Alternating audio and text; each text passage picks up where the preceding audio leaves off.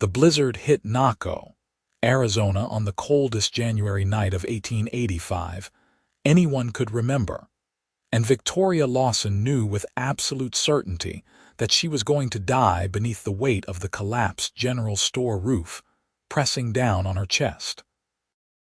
Snow fell in thick sheets across the small border town, a phenomenon so rare in this desert region that the wooden buildings simply were not built to withstand the weight. Victoria had been closing up her father's store for the night when she heard the ominous cracking above her head. She had barely turned toward the door when the ceiling gave way with a deafening crash, burying her under timber, plaster, and 2 feet of accumulated snow. The pain in her ribs was excruciating, and each shallow breath sent sharp agony through her entire body.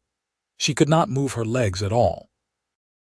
The cold seeped into her bones as she lay trapped in the darkness, wondering if anyone would even know where to look for her. Most folks had already taken shelter hours ago when the storm intensified. Her father was away in Tucson on business, not expected back for another week. She was utterly alone, or so she thought. Austin Zimmerman had been riding hard toward Naco when the storm caught him out in the open, turning the familiar trail into a treacherous white maze. He was a cattle driver who had spent the last 6 months pushing a herd north to Colorado, and he was finally heading home to his small ranch just outside of town. The wages in his saddlebag represented half a year of backbreaking work, but more importantly, they represented hope for a future he had been building alone for too long. At 26 years old, Austin had weathered his share of storms, both literal and figurative. He had lost his parents to cholera 5 years back and his younger brother to a range war 2 years after that. The ranch was all he had left of his family, and he had sworn to make something of it no matter what it took. When he finally glimpsed the lights of Naco through the driving snow, relief flooded through him. His horse, a sturdy buckskin named Cricket, was exhausted and needed shelter badly. Austin guided her toward the main street, squinting through the white curtain of falling snow. That was when he heard it, a faint sound almost lost in the howling wind, a cry for help. Austin pulled Cricket to a halt, his body tensed as he listened intently. There it was again, a woman's voice, weak and desperate, coming from somewhere to his left. He turned Cricket in that direction and saw what remained of Lawson's general store. The roof had caved in completely on one side, the timbers jutting out at unnatural angles like broken bones. His heart hammered against his ribs as he swung down from the saddle and tied Cricket to the nearest post. "Hello," he shouted into the wreckage. "Can you hear me?" "Here," came the faint reply. "I am trapped. Please, I cannot breathe." Austin did not waste another second. He began tearing at the debris with his bare hands, tossing aside snow-covered planks and chunks of plaster. The wood was heavy and awkward, and several times he had to brace his feet and use all his strength to lever a beam out of the way. His fingers quickly went numb from the cold, but he kept working, driven by the increasingly desperate sounds coming from beneath the rubble. "Keep talking to me," he called out. "I am coming for you." "I am Victoria," she said, her voice trembling. "Victoria Lawson. This is my father's store. I thought no one would find me."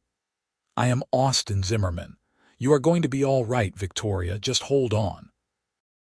He worked with single-minded determination, creating a path through the debris toward where her voice originated. The storm continued to rage around him, piling fresh snow on top of the wreckage even as he cleared it away. His muscles burned with exertion, but he did not slow down. Finally, after what felt like an eternity but could not have been more than 20 minutes, he saw her hand emerging from beneath a large beam. "I see you," he said, dropping to his knees beside the beam. "This is going to be the hard part. This timber is pinning you down and I need to lift it.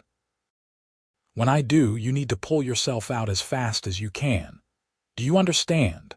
Yes, Victoria whispered, but I do not know if my legs work. I cannot feel them. Austin felt a chill that had nothing to do with the storm. If her back was injured, moving her could make things worse. But leaving her trapped under this wreckage in freezing temperatures was certain death. He had no choice. We will worry about that after I get you free, he said with more confidence than he felt. On the count of 3. 1, 2, 3. Austin gripped the beam and lifted with every ounce of strength he possessed. His back screamed in protest, the muscles in his arms quivering with the effort, but the beam rose.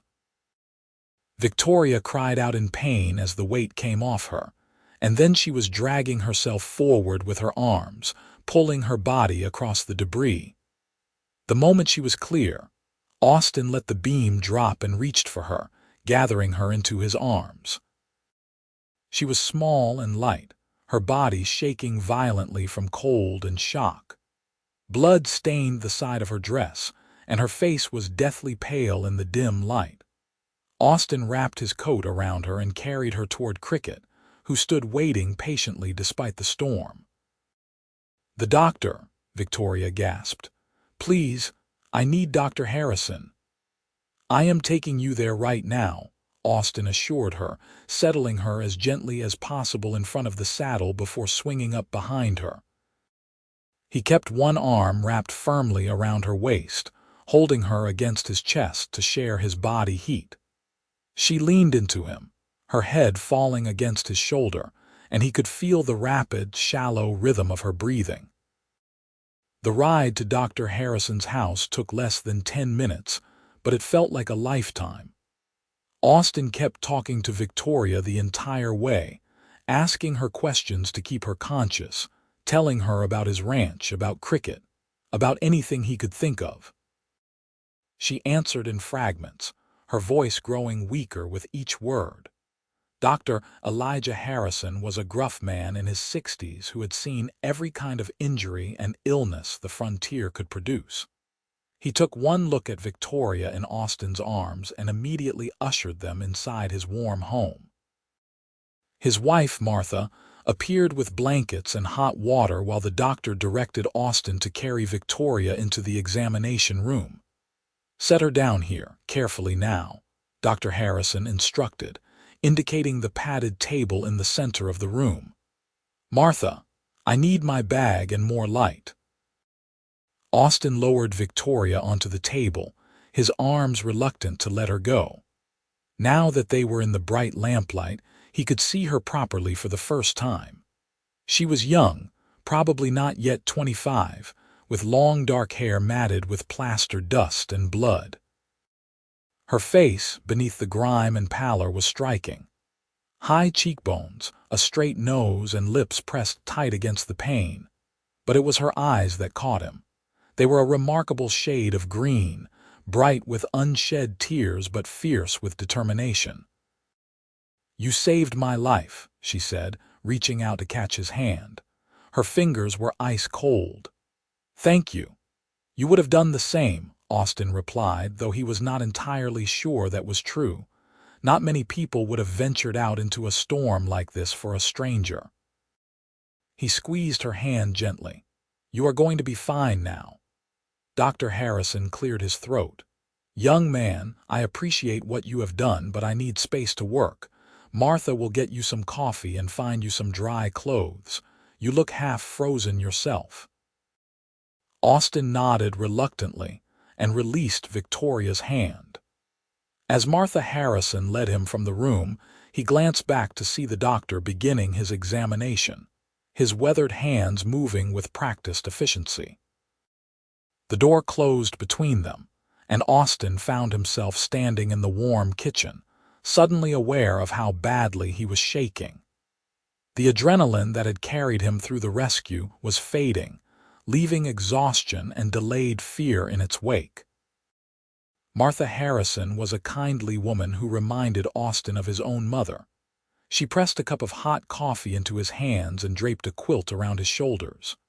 "Sit down before you fall down," she ordered gently, guiding him to a chair by the stove.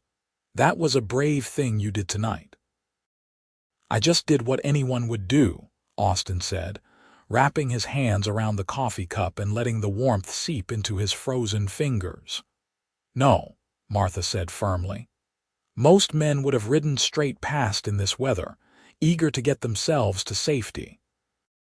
You stopped and you listened, and you dug that poor girl out with your bare hands. That is not what just anyone would do. That is what a good man does. Austin did not know what to say to that, so he sipped his coffee and stared at the closed examination room door. Every sound from beyond it made him tense. How badly was Victoria hurt? Would she be able to walk again? The thought of her being permanently injured because he had not reached her fast enough made his stomach clench. Time passed slowly. The storm continued to howl outside, rattling the windows and piling snow against the door. Martha brought Austin a plate of bread and stew, which he ate mechanically, tasting nothing. She also produced dry clothes that had belonged to her late son, she explained, who had been about Austin's size. He changed in the small washroom, grateful to be out of his wet things, and returned to his vigil by the stove. It was past midnight when Dr. Harrison finally emerged from the examination room, wiping his hands on a towel.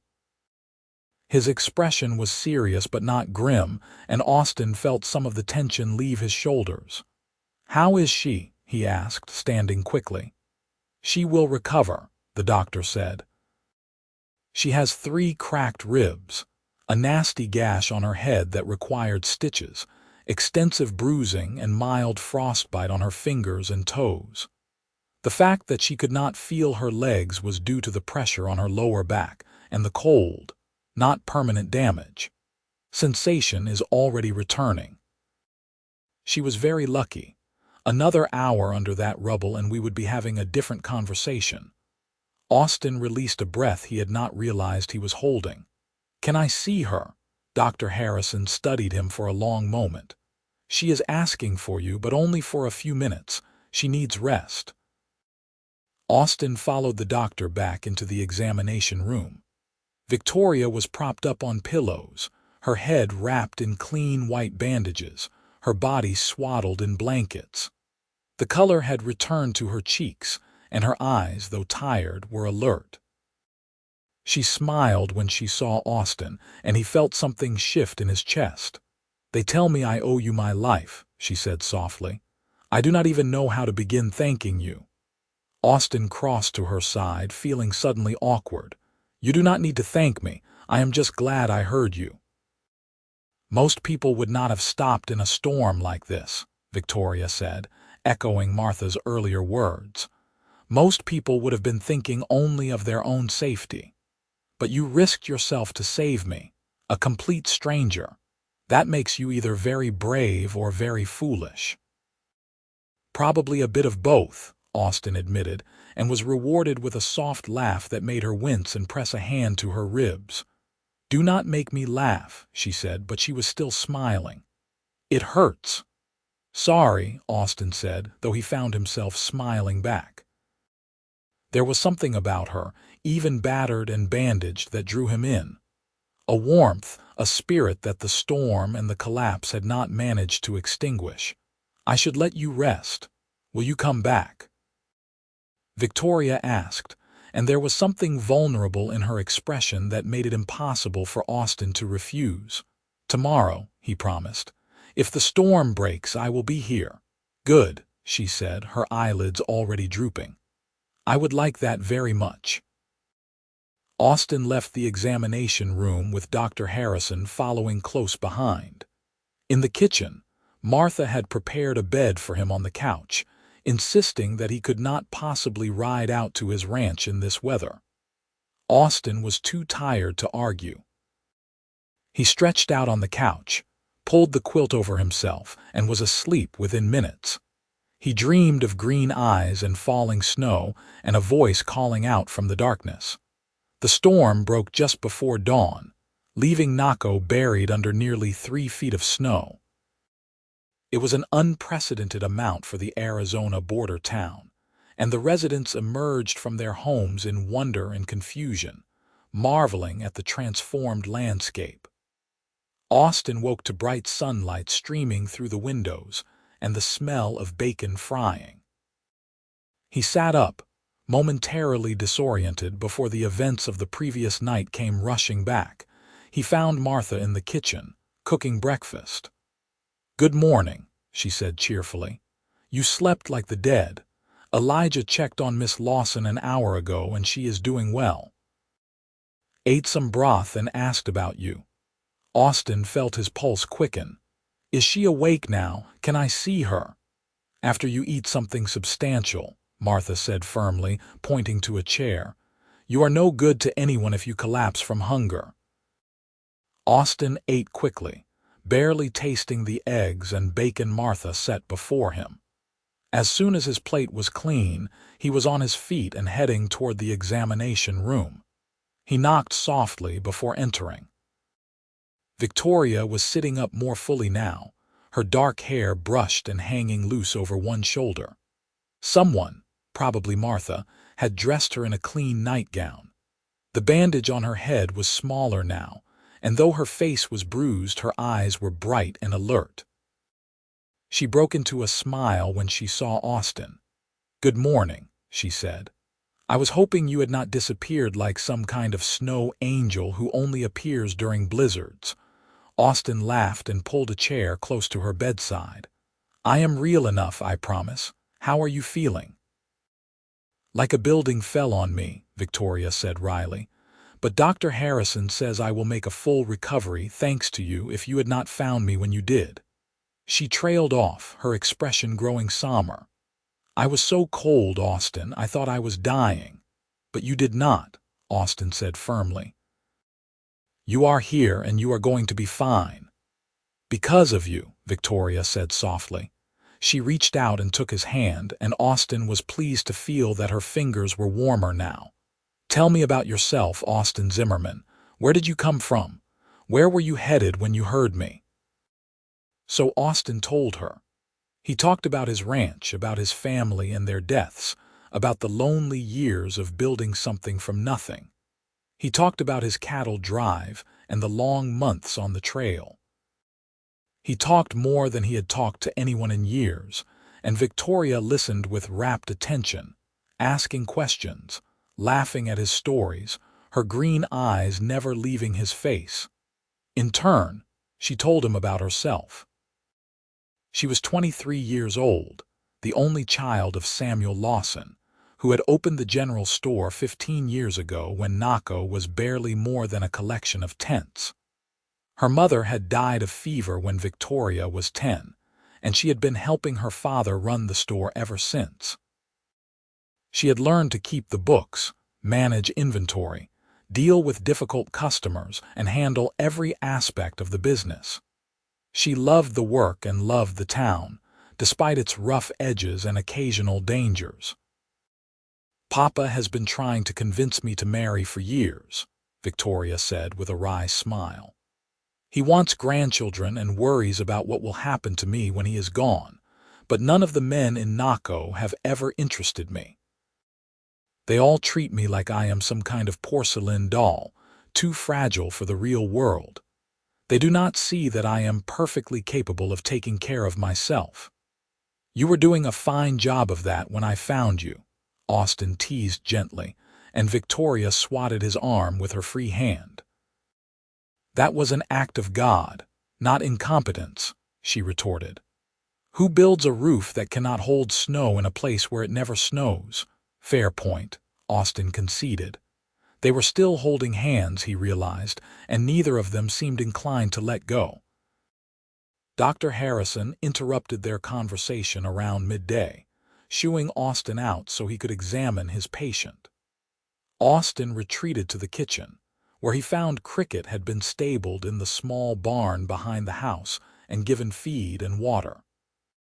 He spent some time brushing the mare down and checking her hooves, grateful to the Harrisons for their kindness. When he returned to the house, the doctor met him at the door. "She is doing remarkably well," Dr. Harrison said, "but she will need to stay here for at least a week, possibly longer. Those ribs need time to heal, and I want to monitor her for any signs of complications. Do you know how to reach her father? Austin shook his head. She said he was in Tucson on business. I will send word, the doctor said. Samuel needs to know what happened. He paused, studying Austin with shrewd eyes. You are welcome to stay here as well, young man. I have a feeling Miss Lawson would recover faster with you around. Austin felt heat rise to his cheeks. I should check on my ranch. I have been gone for months.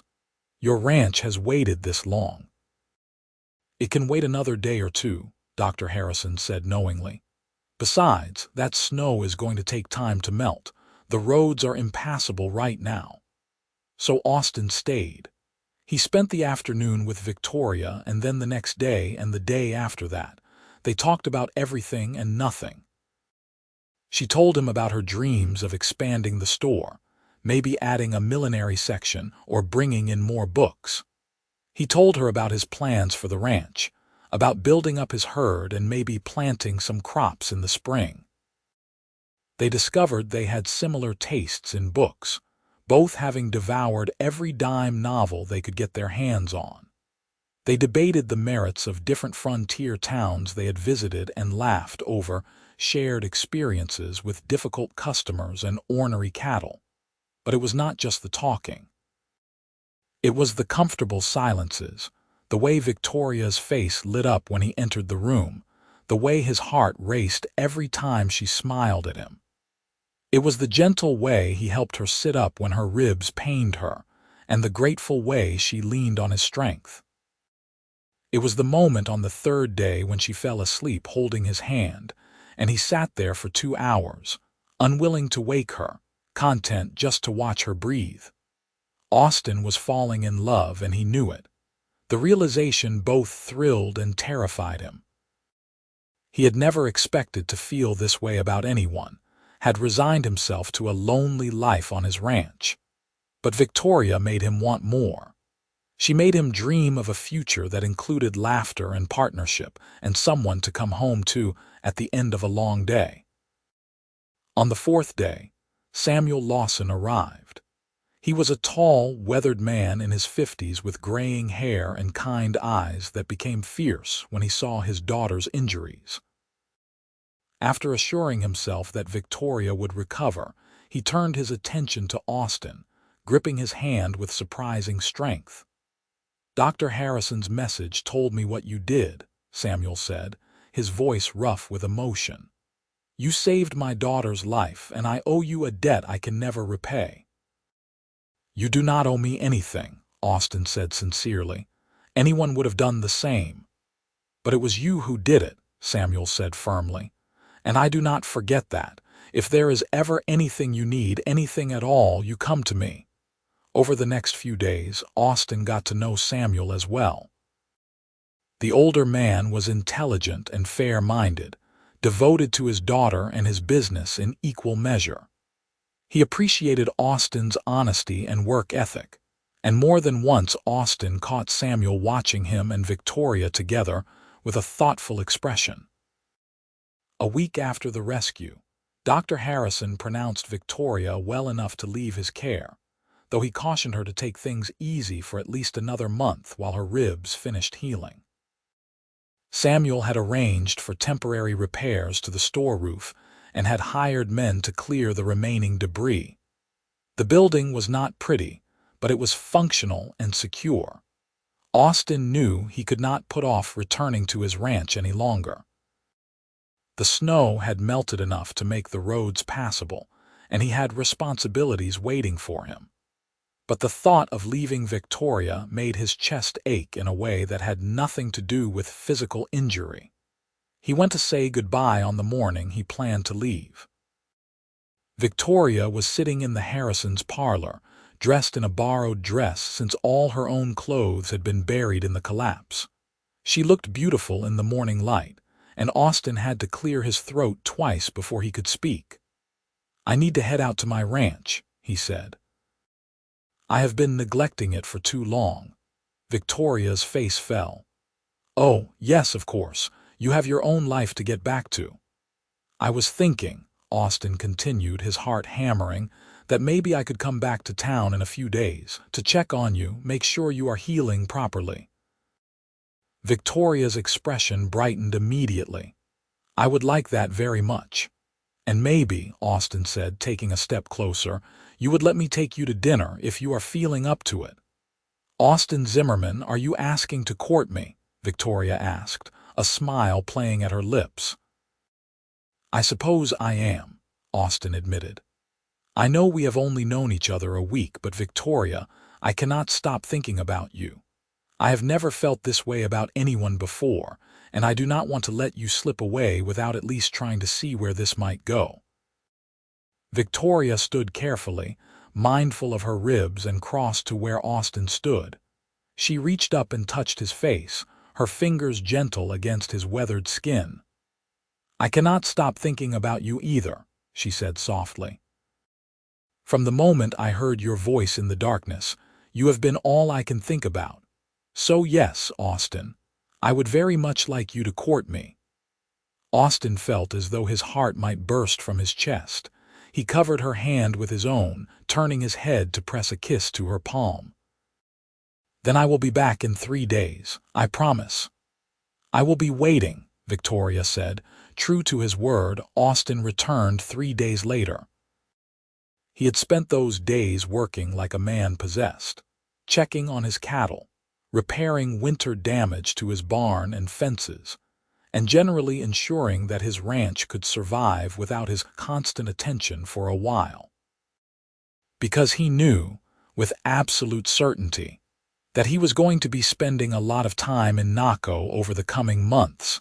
He courted Victoria properly, the way his mother would have wanted.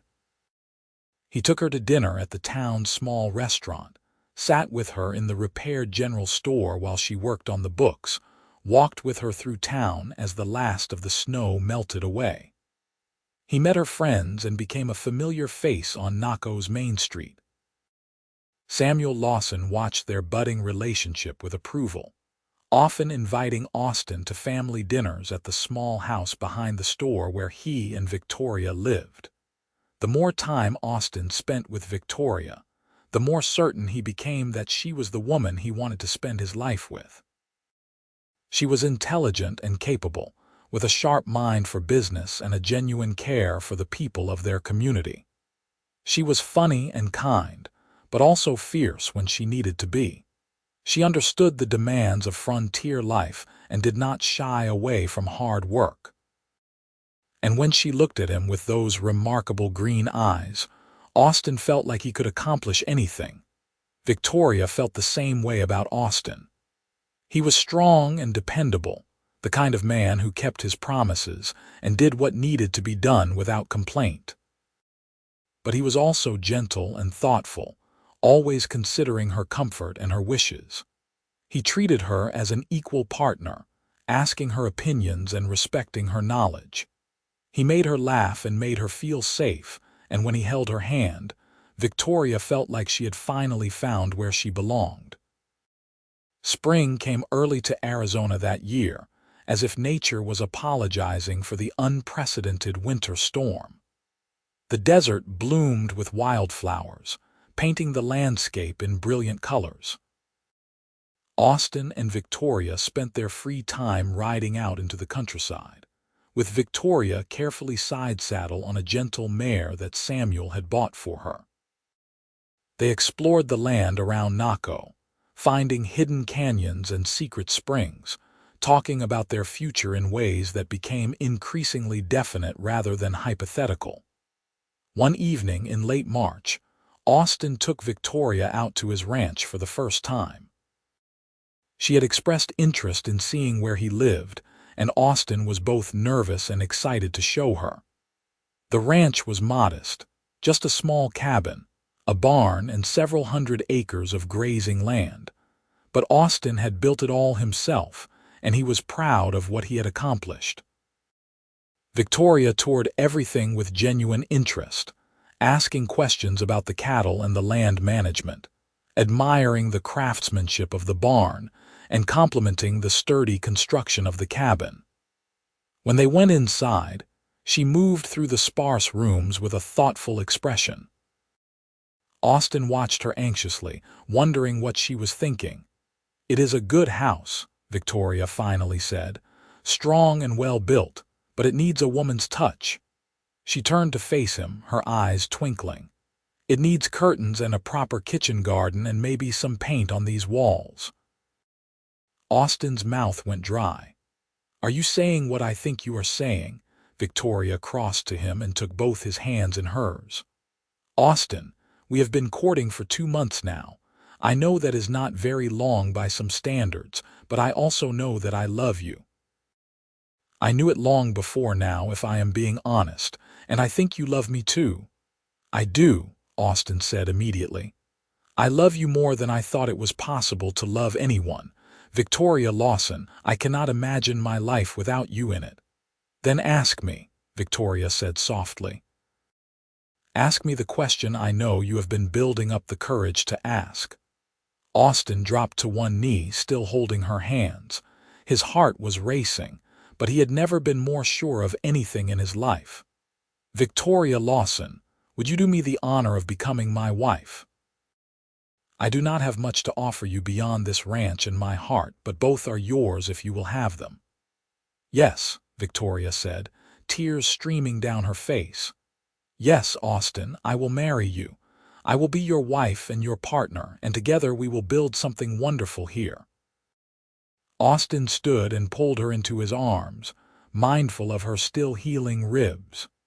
He kissed her for the first time, a soft, sweet kiss that tasted of salt from her tears and held the promise of countless kisses to come. Victoria wrapped her arms around his neck and kissed him back, and Austin felt his world shift and settle into perfect alignment. They were married 6 weeks later, in a simple ceremony at the small church in Naco. Samuel Lawson walked his daughter down the aisle with tears in his eyes, proud and bittersweet. Dr. and Martha Harrison sat in the front row, beaming like the proud surrogate parents they had become. Half the town turned out for the wedding, eager to celebrate the union of the young woman who had nearly died in the winter storm and the cowboy who had saved her life. Victoria wore a dress of pale blue silk that she had ordered from Tucson, and Austin wore a new suit that Samuel had insisted on buying for him. When Austin slipped the simple gold band onto Victoria's finger, his hand was steady, and when the minister pronounced them husband and wife, the kiss they shared was witnessed by cheers and applause from everyone present. The first year of their marriage was one of hard work and adjustment. Victoria moved out to the ranch, though she continued to help her father with the store several days a week. She threw herself into making the cabin a home, sewing curtains, planting a garden, and gradually adding feminine touches that softened the rough bachelor quarters Austin had been living in. She also learned the rhythms of ranch life, helping with the cattle when needed and managing the household accounts with the same efficiency she had brought to the general store. Austin, in turn, learned to share his life with another person after years of solitude. He learned to talk through decisions rather than making them alone, to consider Victoria's needs and wishes alongside his own. He learned the pleasure of coming home to a warm house and a hot meal, the comfort of falling asleep with her in his arms, the joy of building something together rather than alone. They were not without their challenges. The ranch required constant work, and money was often tight. There were droughts and sick cattle, broken fences and damaged equipment. Victoria's father's health began to decline, requiring more of her time and attention. But through it all, Austin and Victoria faced their problems together, supporting each other through the hard times and celebrating the victories, however small. In the spring of 1887, Victoria discovered she was pregnant. The news filled both of them with joy and terror in equal measure. Dr. Harrison, now in his late 60s but still the only physician in Naco, assured them that Victoria was healthy and strong, that she would do fine. But Austin could not help remembering all the women he had known who had died in childbirth, including his own mother. The fear of losing Victoria haunted his dreams. Victoria, sensing his worry, took his face in her hands one evening and made him look at her. "I am not going anywhere," she said firmly. "I survived being crushed by a building and buried in snow. I can survive having a baby. Do you hear me? I am going to be fine, and you are going to be a father, and we are going to raise this child together." Her confidence was contagious, and Austin found his fear gradually replaced by excitement. He began working on a cradle in the evenings, carefully shaping and sanding the wood until it was smooth as silk. Victoria sewed tiny clothes and blankets, her excitement growing with each passing week. Their son was born on a cold November night, arriving with a lusty cry that announced his presence to the world. Dr. Harrison delivered the baby with Martha's assistance, and when he placed the squirming, red-faced infant in Austin's arms, the cowboy felt tears stream down his face.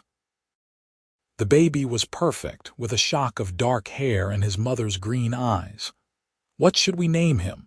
Victoria asked, exhausted but radiant in the lamplight. Austin looked down at his son, this tiny miracle that represented everything good in his life. "James," he said softly, "after my father." "James Samuel, if that is all right with you." "James Samuel Zimmerman," Victoria repeated, smiling. "It is perfect." Samuel Lawson, for whom the baby was partially named, was overjoyed to meet his grandson.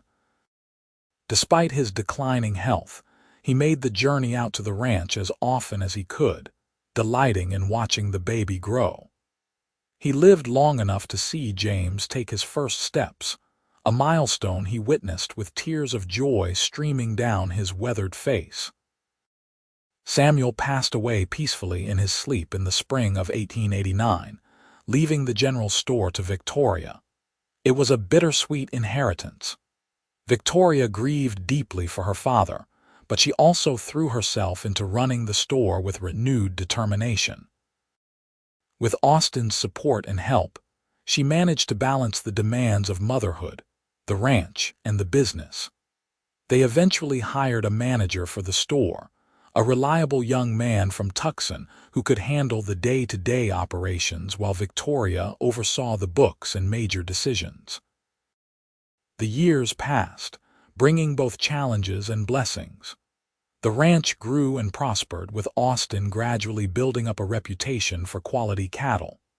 The general store became one of the most successful businesses in Naco, thanks to Victoria's sharp business sense, and their family expanded. A daughter, Lily Rose, was born in 1890, followed by another son, Robert, in 1893. The little cabin that Austin had built as a bachelor became too small, and he spent 2 years building a larger house, a proper family home with multiple bedrooms, and a spacious kitchen where Victoria could bake bread and pies while watching the children play in the yard. Through it all, the love that had begun in that terrible winter storm never faded. If anything, it grew stronger with each passing year. Austin never forgot how close he had come to never meeting Victoria, how easily he could have ridden past that collapsed building without hearing her cry for help. The knowledge that their love was born from such a narrow chance made it feel even more precious. Victoria never forgot the sound of Austin's voice cutting through the darkness, the strength of his arms pulling her free, the determination in his eyes when he promised she would be all right. He had saved her life that night, but in the years that followed, she realized he had done so much more than that. He had given her a life worth living, full of love and partnership and joy. On a cold January evening in 1895, exactly 10 years after the night they met, Austin and Victoria sat together on the porch of their house, watching the sun set over the desert. Their 3 children were inside, James helping his siblings with their letters, the sound of their laughter drifting through the open window. Austin had his arm around Victoria's shoulders, and she leaned against him, content. "You ever think about that night?" Victoria asked softly. "The night of the storm. Every day," Austin admitted. "I think about how different my life would be if I had not heard you, if I had ridden past, seeking shelter without stopping." "I think about that too," Victoria said. "I think about how I was certain I was going to die, cold and alone in the dark. And then I heard your voice, and I knew I was going to be saved." "We saved each other," Austin said, pressing a kiss to her temple. "You gave me a reason to build something more than just a ranch. You gave me a family, a purpose, a future I never dreamed I could have. And you gave me adventure and partnership and a love I had stopped believing existed," Victoria replied. She turned to look at him, her green eyes still as bright as they had been that first night. "I love you, Austin Zimmerman. I loved you when you pulled me from that wreckage, and I love you more with every day that passes." "I love you too, Victoria," Austin said, and kissed her properly, the way he had been kissing her for 10 years, with tenderness and passion and complete devotion. Inside the house, James called for them, wanting to show off how well Lily was reading. Austin and Victoria stood, their hands clasped together, and walked back inside to their children. The house was warm and bright, filled with the sounds of family and love. Outside, the stars began to emerge in the darkening sky, brilliant and cold, watching over the ranch and the family that lived there. The years continued to pass, bringing with them the inevitable changes that time brings. James grew into a strong, responsible young man who loved the ranch as much as his father did. Lily Rose became a bright, spirited girl with her mother's head for business and her father's kind heart. Robert showed an early talent for working with horses and spent hours in the barn, training and caring for the animals. Austin and Victoria grew older together, their hair graying, their faces weathering, but their love never diminishing. They faced the challenges of raising teenagers, of droughts and economic downturns, of aging bodies that could not quite do what they once could. But they faced everything together, as they always had, with unwavering support and partnership. In 1905, James married a sweet girl from Bisbee named Catherine, and they settled on a portion of the ranch that Austin deeded to them. The following year, Catherine gave birth to a daughter, making Austin and Victoria grandparents. Holding his granddaughter for the first time, Austin felt the circle of life complete itself in a beautiful way. Lily Rose eventually took over running the general store full-time, showing even more business acumen than her mother. She never married, declaring that she was perfectly happy managing her business and her life on her own terms. Victoria, remembering her own independent streak, supported her daughter completely. Robert eventually left Naco to work on a large horse ranch in California, though he came home to visit regularly and always with stories of the beautiful animals he was training. As Austin and Victoria entered their 60s, they slowly handed over the day-to-day operations of the ranch to James and Catherine, though they still lived in the big house and were actively involved in family decisions. They spent their days working in the garden, playing with their growing number of grandchildren, and simply enjoying the life they had built together. On the 20th anniversary of the night they met, Austin took Victoria back to the site where the old general store had once stood. It had been rebuilt years ago, and the building bore no trace of the tragedy that had occurred there. But standing on that spot, they both remembered vividly the terror and the rescue, the beginning of everything. 20 years, Victoria mused, holding Austin's hand. It feels like yesterday and a lifetime ago all at once. 20 years, Austin echoed, and I would do it all again in a heartbeat. Every challenge, every hardship, every moment of fear, because it led me to you and you are worth everything." Victoria turned to him, tears in her eyes. "You are the best thing that ever happened to me, Austin Zimmerman. My hero, my partner, my love." They kissed there in the street, two people in their 40s who loved each other as deeply as they had at 23 and 26.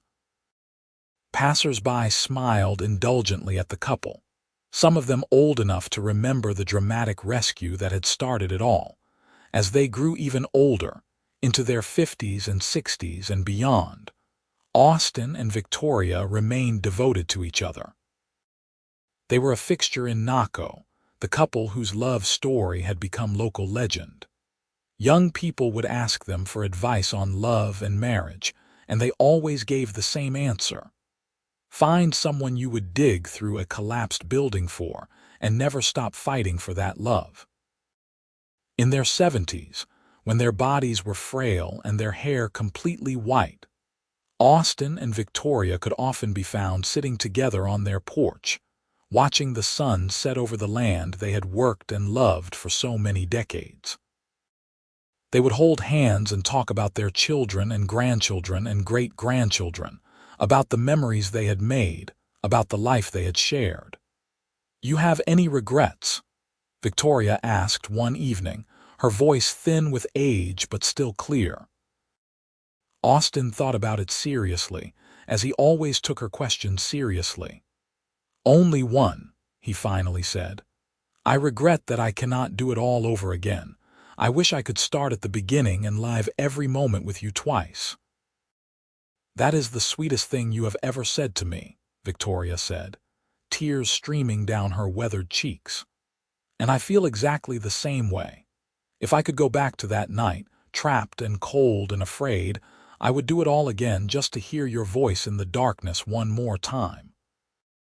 They sat in comfortable silence as the stars emerged, the same stars that had watched over them for more than 40 years. Their children and grandchildren were inside preparing dinner, the house filled with multiple generations of the family they had created. From inside came laughter and conversation, the sounds of a family that was happy and secure, built on a foundation of love and sacrifice. Austin Zimmerman passed away peacefully in his sleep in the spring of 1929, at the age of 70. He had lived a long, full life, and he died as he had lived for more than 4 decades, with Victoria by his side. His last words were her name, whispered with infinite love and gratitude. Victoria mourned him deeply, but without regret. They had been given more years together than many couples ever receive, and every one of those years had been filled with love. She lived for another 3 years, surrounded by her children and grandchildren, telling stories of the Wild West and the cowboy who had saved her life, and then spent the rest of his own loving her. When Victoria Lawson Zimmerman passed away in the winter of 1932, at the age of 70, she was laid to rest beside her husband in the small cemetery outside Naco.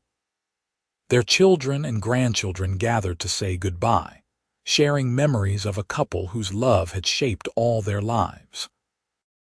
The gravestone was simple, marking both their names and the dates of their births and deaths. But underneath, at James's request, was carved a single line: "From the snow he pulled her, and together they built a life."